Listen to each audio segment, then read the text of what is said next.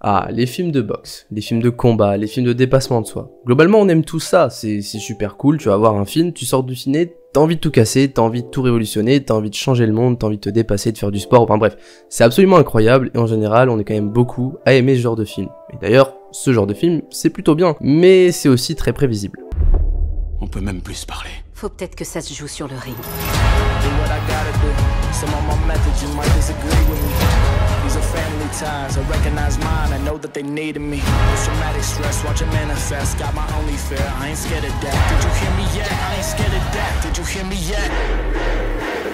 Salut à tous, on se retrouve donc aujourd'hui pour une nouvelle critique. Cette fois-ci, on va parler de Creed 3. Et oui, on est déjà au 3e Creed, c'est incroyable. Mais avant toute chose, vous savez comment ça marche YouTube, il faut aider un petit peu l'algorithme, il a beaucoup de mal, donc je vous encourage à vous abonner, objectif 1000 abonnés, et vous pouvez vraiment le faire, donc je compte sur vous, matraquer cet abonnement, likez, commentez, partagez, parce que, à nouveau, c'est ce qui fera la différence. Je vous remercie à l'avance, et je vous dis bonne vidéo. Au niveau de l'histoire, c'est assez simple, et en même temps un peu surprenant. Surprenant pour pas grand chose en fait, puisque Creed 1 c'est la révélation du héros, Creed 2 c'est le retour des Russes, en fait ils suivent un peu Rocky Balboa. Et ce Creed 3, et bah pour le coup il suit pas Rocky Balboa. C'est bien un des premiers Creed qui vraiment va se détacher du Rocky, et d'ailleurs même un peu trop, puisque Stallone n'est même pas dans le film. Et je vous spoil pas à nouveau, cette critique, comme toutes les critiques sur cette chaîne, du moins des nouveaux films, et sans spoiler. Donc pas d'inquiétude, tout ce que je vais vous dire là c'est dans le trailer, ou au pire ce sera des détails mais qui n'aura aucun sens vu que vous aurez pas vu le film. Au niveau de l'histoire donc c'est assez simple. Adonis Creed, ça fait 7 ans depuis Creed 2 qu'il est au sommet, qu'il bat tout le monde, que c'est le champion absolu, et donc après ces 7 ans, il décide de prendre une retraite bien méritée. Plutôt bien conservé pour un retraité, je dois bien l'avouer. Il est donc en retraite, il profite de sa famille, de ses amis, etc. Et à ce moment-là, va ressurgir de son passé un personnage assez important qui va être le cœur du film, et qui va vouloir avoir une grosse revanche sur la vie, et vous vous doutez bien, va pousser un petit peu Adonis dans ses retranchements, au point même de le faire remonter sur le ring. Bref, je vais pas vous en dire plus sur l'histoire, c'est à peu près ce qu'il y avait dans le trailer. D'ailleurs, je dois préciser, ce qu'il y a dans le trailer, il y a des parties qui sont même pas dans le film. C'est-à-dire qu'à un moment dans le trailer, on parle de Rocky. Rocky, à aucun moment on donne son nom dans le film. Enfin, du moins, c'est pas l'acteur principal qui le dit en fait. Donc, il y a 2-3 choses dans le trailer qui sont pas dans le film, c'est assez étonnant, mais ça peut arriver. À part ça, le film est, on va dire, moitié, 3/4 focus sur la famille, l'apprentissage, la période de doute, etc. Et ça, c'est très bien traité, c'est hyper intéressant, mais ça reste quand même un film de boxe. Donc, évidemment, il y a, on va dire, 1/4 du film qui est consacré à la boxe pure, au combat. Et je dois dire que là, il a apporté des surprises auxquelles je m'attendais pas. Et c'est des nouveautés plutôt intéressantes, franchement j'ai bien aimé, mais ça on en reparle un peu plus tard dans la réalisation. Bon, cette fois on va parler des acteurs, et contrairement à la dernière vidéo qu'on avait fait sur Astérix de Guillaume Canet, là j'ai pas de mauvaises choses à dire. Là sincèrement, tous les acteurs m'ont plu, c'est... Vraiment ils étaient convaincants, c'était hyper agréable, même si le doublage français est très lourd, vraiment, le doublage français...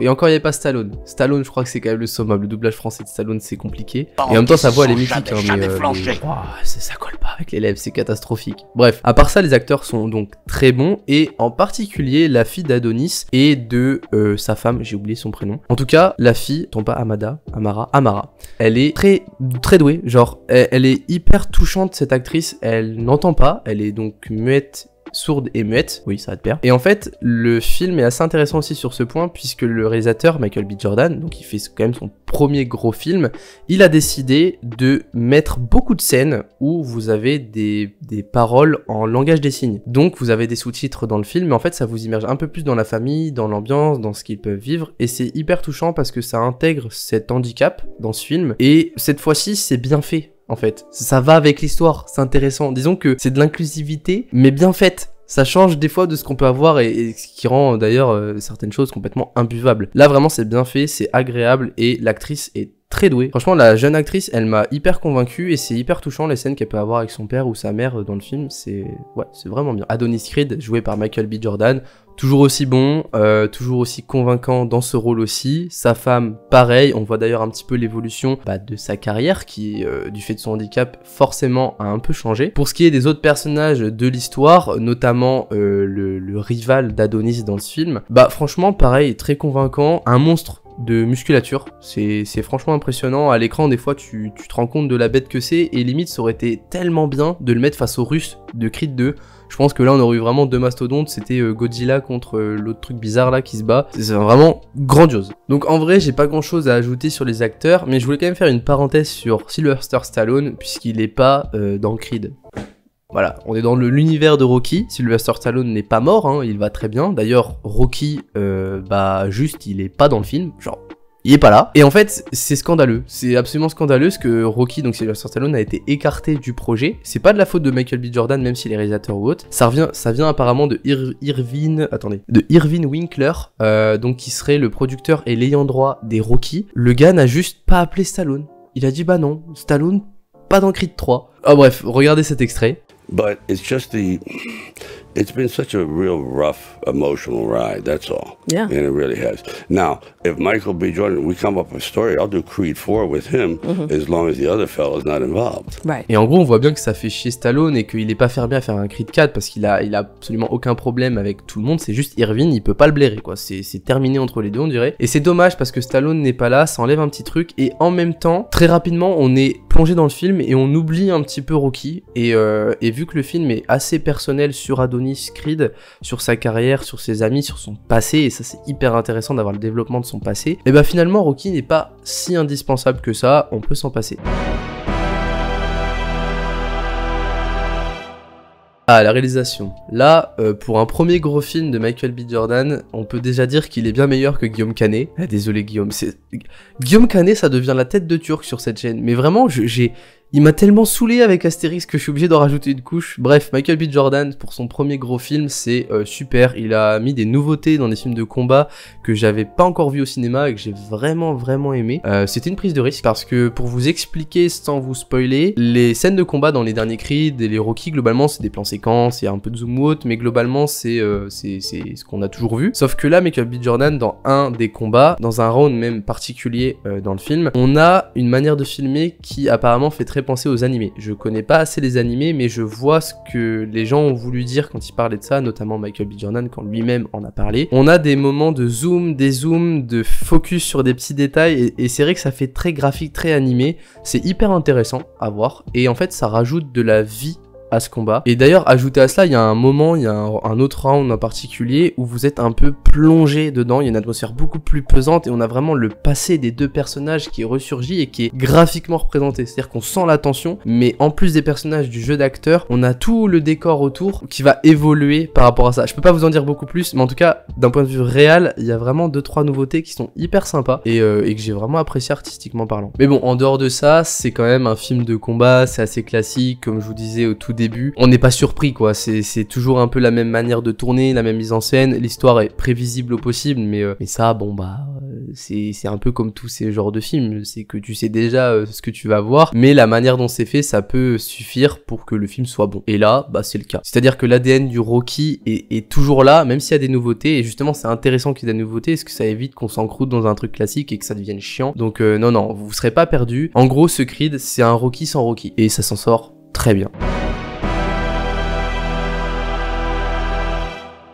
On passe rapidement aux musiques. Globalement, le compositeur dont j'ai oublié le nom, qui a fait les musiques des précédents Creed et qui a fait aussi les musiques de ce Creed là, bah c'est très bien, ça immerge, c'est super, ça fait des petits rappels à Rocky, et en même temps, je sais pas si ça c'est bien pour le coup. C'est-à-dire que là, il y a plein d'hommages à Rocky, c'est touchant, c'est cool, enfin plein d'hommages, j'abuse un peu, mais vu qu'il n'y a pas Rocky dans ce film, je me dis que la musique aurait pu quand même changer, on aurait pu se couper du fameux waouh, qu'est-ce que je chante mal. Et bref, voilà, tout ça pour dire que ça c'était peut-être la part de musique qui était pas nécessaire, parce que limite on sait même plus pourquoi c'est là, ça n'a plus trop de sens.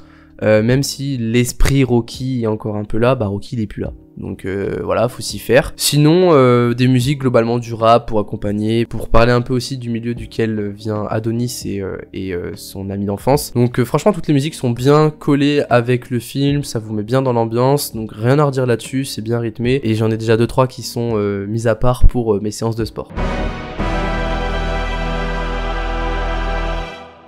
Pour conclure, c'est un bon film, tout simplement. C'est un film, vous allez le voir, vous posez, vous savez déjà un petit peu ce que vous allez voir, mais ça vous plaît quand même. Vous êtes content, il y a la musique, l'ambiance, et c'est bien fait, c'est bien réalisé, l'histoire elle est prenante quand même vous la connaissez globalement dans les grandes lignes. Donc non, franchement c'est un bon film de boxe, vous sortez de la salle, bah la mission elle est accomplie, parce que vous avez envie de vous dépasser. Moi j'ai eu envie direct de me remettre à la boxe après ce film, donc non, franchement le travail est fait, et il est bien fait. Sinon, bah comme je vous le disais, la thématique de la famille, elle est bien développée dans ce film, et c'est limite qui m'a le plus plu dans le film, c'est-à-dire que au niveau des scènes de combat, mis à part l'innovation dont je vous ai parlé dans un des rounds de combat, globalement c'est assez classique, et limite la boxe est assez secondaire dans ce film. C'est bizarre à dire, pourtant elle est là, hein, mais vraiment la thématique familiale m'a beaucoup plus marqué et intéressé, et c'est bien réalisé, ça vous fait prendre conscience aussi qu'on est 7 ans, 20 ans, 40 ans ou 70 ans, vous êtes toujours dans une phase où vous apprenez des choses, vous vivez des moments compliqués, vous avez des doutes, etc. Il y a toujours des gens autour de vous qui vont vous faire appliquer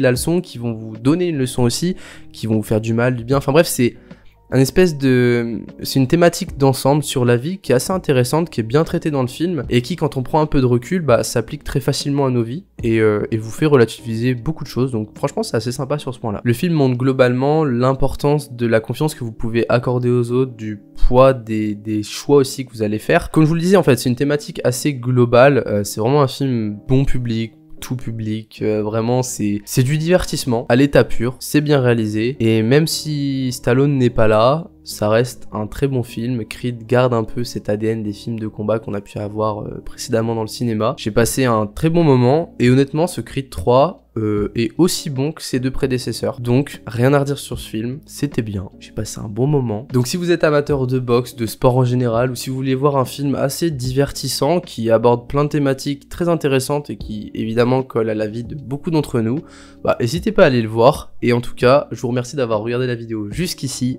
À nouveau, n'hésitez pas à vous abonner, à liker, à commenter, à partager, ça fait toute la différence, et vous soutenez mon travail comme ça, donc je vous remercie beaucoup, et je vous dis à la semaine prochaine.